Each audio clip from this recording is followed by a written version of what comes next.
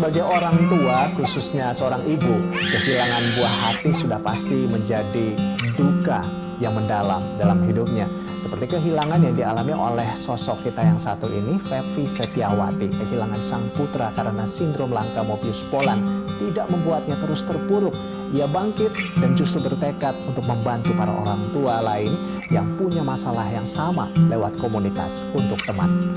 Halo Mbak Epi, apa kabar?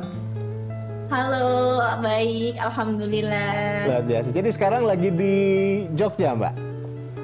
Ya, memang sekarang domisilinya kita lagi di Di Jogja. Jogja.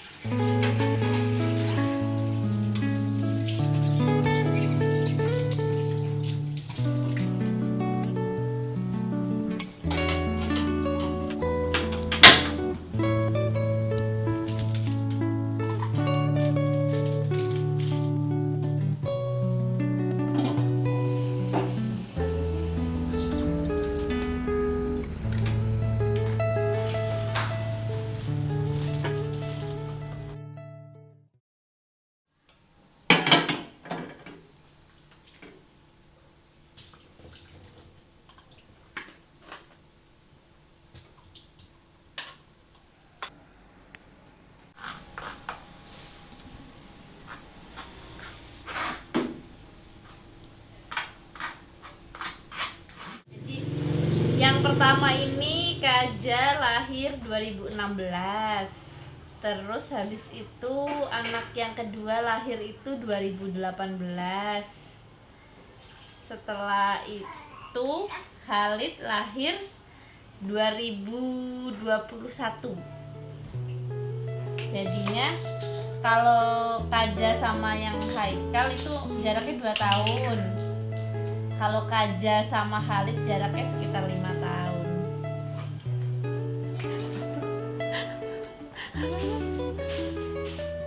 Maaf dulu. Ah,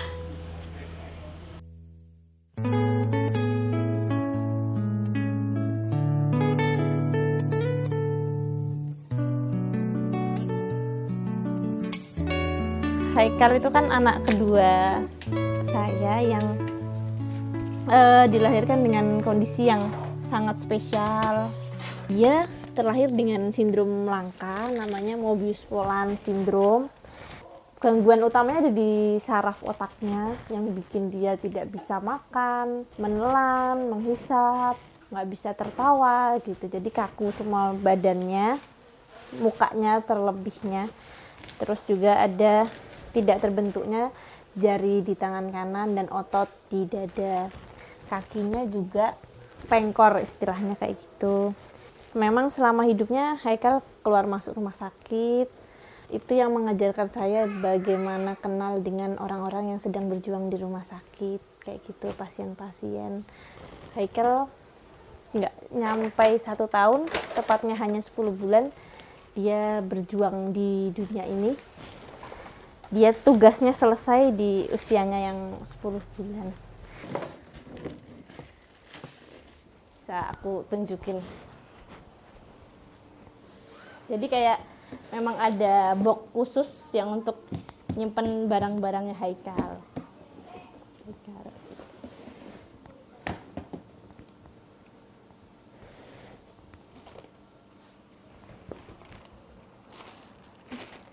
Jadi karena Haikal itu nggak bisa ngisep, dot biasa tuh nggak bisa. Jadi emang ada harus dot yang bisa netes sendiri. Tapi ternyata ya ini juga kurang maksimal. Karena masih banyak cairan-cairan yang masuk ke paru-parunya. Jadi ya jalan satu-satunya sih ini tuh selang yang dimasukin dari hidung sampai ke lambungnya dia. Sebenarnya kalau semua barang itu nggak hanya ini, semuanya tuh mengingatkan alhamdulillah dia sudah pernah hadir di dunia ini. Ini tuh bertemu Haikal itu suatu pengalaman yang membahagiakan gitu. Jadi inget bahagianya aja, nggak usah inget sedih-sedihnya gitu. Soalnya kalau kita sedih sekarang kan mungkin Haikal di sana juga akan merasa sedih gitu. Dan memang satu kepastian yang ada di agama kita gitu kan, agama saya, bahwa suatu saat nanti insya Allah kita bakal kumpul lagi kok, kayak gitu.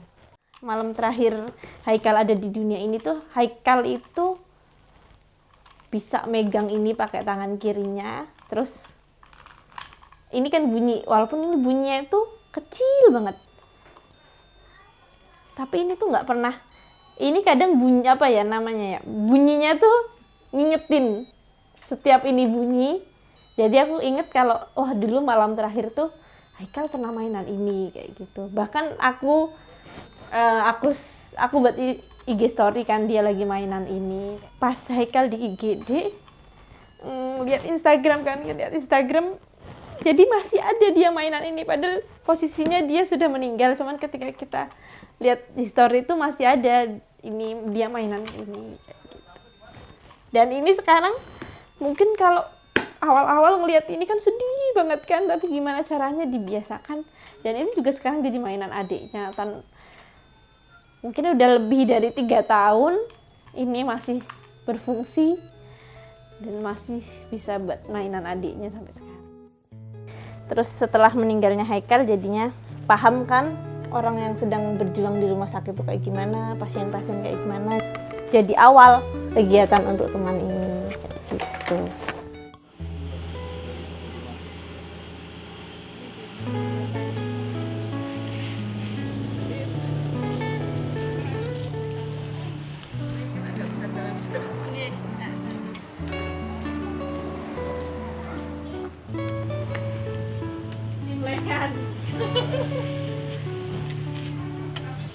Panggil teman-temannya Nun. Oh Mbah itu, Mbah Mul. Itu namanya Mul.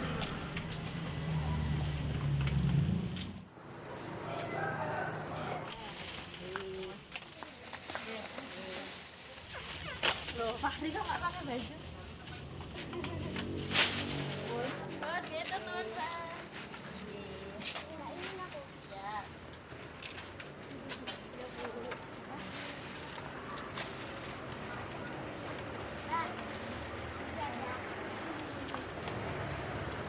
Pak nasi, Pak.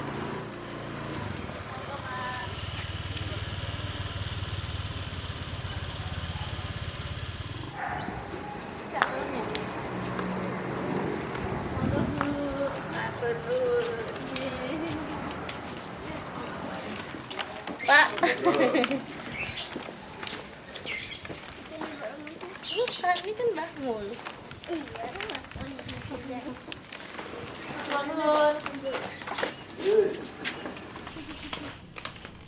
Si Mbah tuh Mas. Oh, betul gitu. Nitip nih Mas. Guys, Mbah.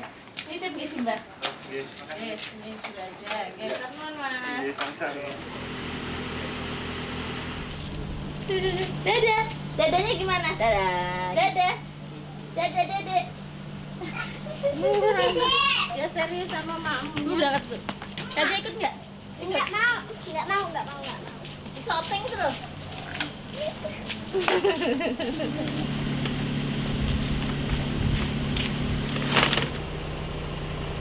Wes, rampung. Nah, Mbak Eti sama Elis turun. Aku sendiri aja ke Humas terus habis itu ke Nicu. Sambil pendekatan tuh Mbak, Mbak cuma ngasih. Penting informasi aja kalau ini ada voucher susu gratis. Kalau membutuhkan susu, hubungi nomor ini. Kalau dari rumah sakit karena memang kita berangkat awal dari pengalaman yang pernah hidup tinggal di rumah sakit, kita tahu kalau banyak teman-teman yang sedang berjuang di sini itu membutuhkan dukungan dari kita. Kadang kita itu kan lagi nunggu pasien yang sakit ya.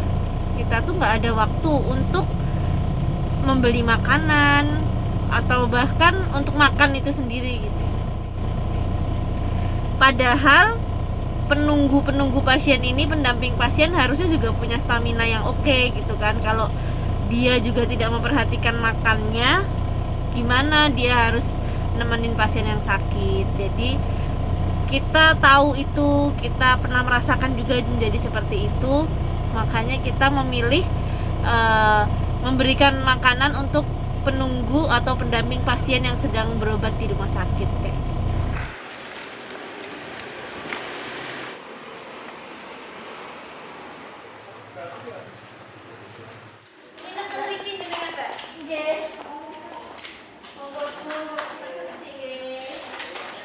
Sebulan lebih di sini terus.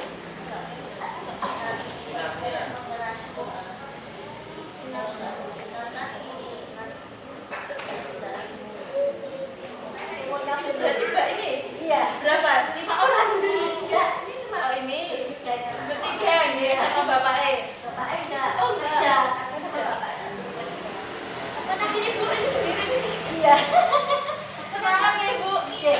Atau suan ya Mas.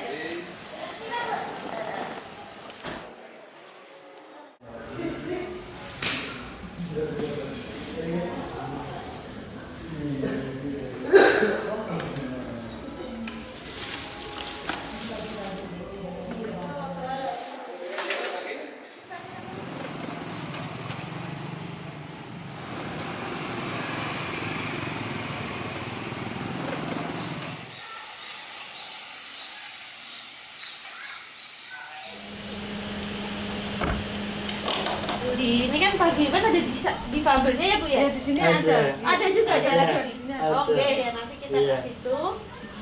Sama ya lansia kiri kanan lansia juga. Oh iya. Wingi niku bar ganti busi niku busi lawas saged nganu niku. Dari tahun berapa itu Bu motornya Bu? Dari tahun 2006. 2006.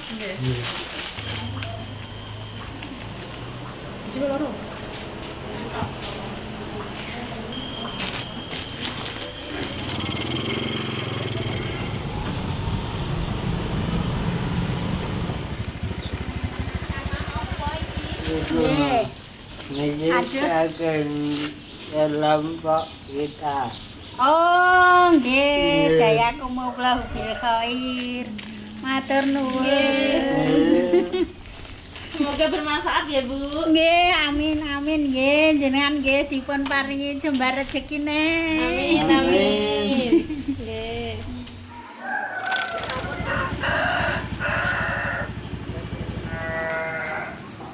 Pisau ya Mbak? Pisau awalnya. Yang dokter purun Mbak? Besok Senin sama nang. Oh iya deh, Senin aja ten puskesmas ya. Resik to, Mbak. Mboten ireng meleh. Sebenarnya dari lihat lukanya sih sudah nggak ada luka terbukanya, udah kering, cuman memang kaku. Kakunya kenapa? Sepertinya memang perlu ke dokter penyakit dalam atau dokter bedah, karena memang gulanya juga tinggi tadi 190-an. Padahal juga mbaknya menjaga pola makannya, nggak minum boba. Tadi sih katanya mau bikin KTP biar bisa BPJS, terus berobatnya biar gratis gitu. Jadi bismillah aja, semoga bisa segera mendapat pengobatan. Nanti juga kita bantu juga sambil kita bantu dari sini. Yuk.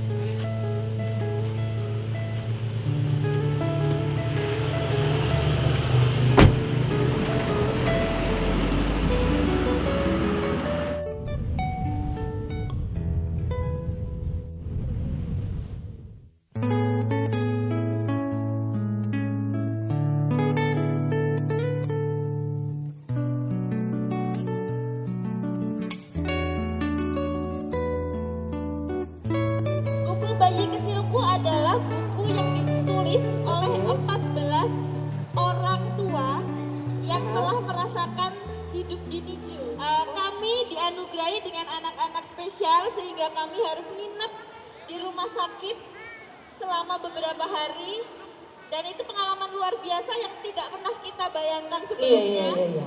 Pengalaman kita itu kita tulis di dalam buku. Berarti itu true story ya Mbak ya, benar-benar True story, ngerasa ya. perasaan ditumpahkan dan hasilnya ada di buku yang nanti akan kita launching ini. Ya, betul. Oke. Bisa juga diceritakan secuil ceritanya Mbak Ria ini apa gitu. Saya yakin sih semua orang tua dan calon orang tua tuh tidak pernah membayangkan akan dianugerahi anak yang sangat luar biasa ya.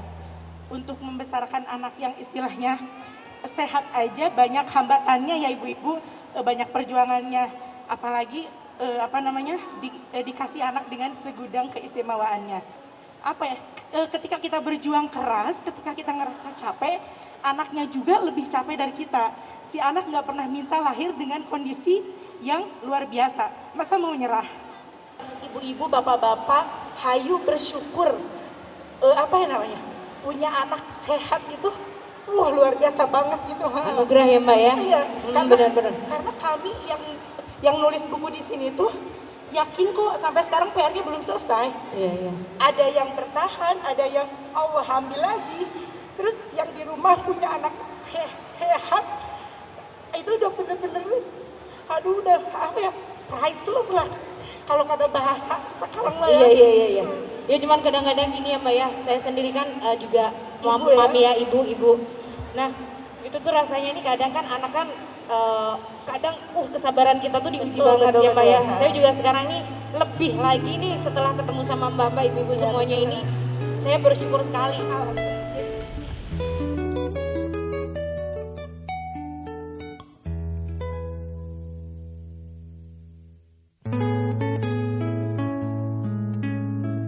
Awal berdirinya yaitu sebenarnya berangkat dari kepergian almarhum anak saya yang kedua.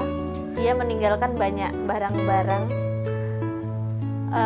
warisan, bisa dibilang gitu ya. Jadi ada susu kebutuhan khusus, ada selang, dan ada lain sebagainya. Jadi nggak hanya menghabiskan barang-barang almarhum, tapi kita juga perlu pengadaan barang baru untuk membantu orang-orang yang membutuhkan. Akhirnya kita mendirikan komunitas, mengumpulkan teman-teman yang membutuhkan bantuan, kemudian disupport oleh para donatur, hingga saat ini sudah hampir 200 pasien yang tergabung dalam komunitas untuk teman, seperti itu. Saya bekerja sama dengan kitabisa.com. Awalnya itu adalah almarhum anak saya menggalang dana di kitabisa.com. Di platform tersebut almarhum itu masih meninggalkan donasi yang belum dicairkan. Jadi untuk bisa dicairkan itu memang kan mau buat apa, kalau pasiennya sudah meninggal mau buat apa. Di situ saya jelaskan kalau sisa donasinya akan digunakan untuk kegiatan-kegiatan untuk teman. Sebagian besar tim kita itu ibu-ibu yang memiliki anak di surga, yang punya pengalaman kehilangan anaknya. Ketika saya merasa di rumah sakit tempat anak saya meninggal itu sesuatu yang menyedihkan, menguak kedukaan saya, gimana caranya saya terus berada di situ. Jadi perasaan duka yang awalnya sangat dalam, lama-kelamaan ketika sudah sering di situ, itu akan terasa hambar. Saya ingin terapkan dalam alam bawah sadar saya bahwa rumah sakit bukan lagi sesuatu yang menyedihkan, tapi itu menyimpan kenangan indah karena di situ saya pernah bertemu, pernah bersama dengan almarhum anak saya. Berawal dari membagikan internet gratis, ada juga permintaan dari daerah-daerah terpencil yang memang tidak ada akses internetnya. Ternyata kegiatan pemasangan internet gratis ini dilirik pewarta dari BBC, sehingga itu tidak disangka, tidak diduga, tiba-tiba dapat emailnya bertuliskan selamat Anda terpilih menjadi 100 wanita berpengaruh di dunia, seperti itu. Jadi memang tidak ada pendaftaran sebelumnya, hanya tiba-tiba dapat email seperti itu. Ada salah satu wartawan juga mengucapkan selamat terpilih jadi wanita yang menginspirasi versi Kumparan, yang membuat cukup bangga karena memang disandingkan dengan wanita-wanita hebat lainnya gitu. Nggak nyangka aja apa yang saya lakukan sepertinya hanya kecil dan semua orang sebenarnya bisa melakukan. Semoga saja apa yang saya lakukan ini menginspirasi banyak orang sehingga tiap orang itu memiliki gerakan-gerakan kebaikan di daerahnya masing-masing. Jadi berbuat baik mulai dari sekelilingnya. Itu yang saya inginkan. Kalau pesan saya untuk ibu-ibu yang memiliki anak berkebutuhan khusus, saya selalu bilang kalau kita itu manusia pilihan.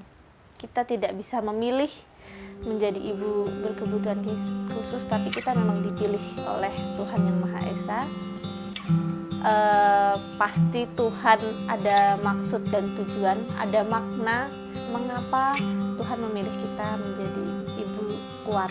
Kita saling berpelukan, kita nikmati ini sambil kita nantikan makna-makna yang dibalik kisah ini. Kita cari seperti itu. Pasti ada hikmah dibalik semuanya, seperti itu.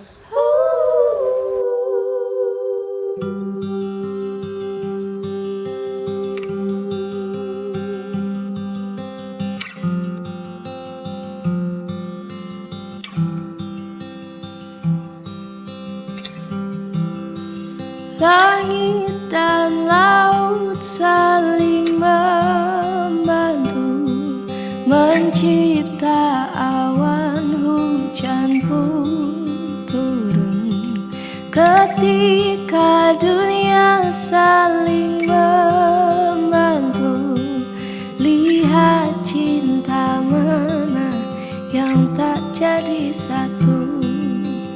Kau memang manusia, sedikit kata. Bolehkah aku yang berbicara?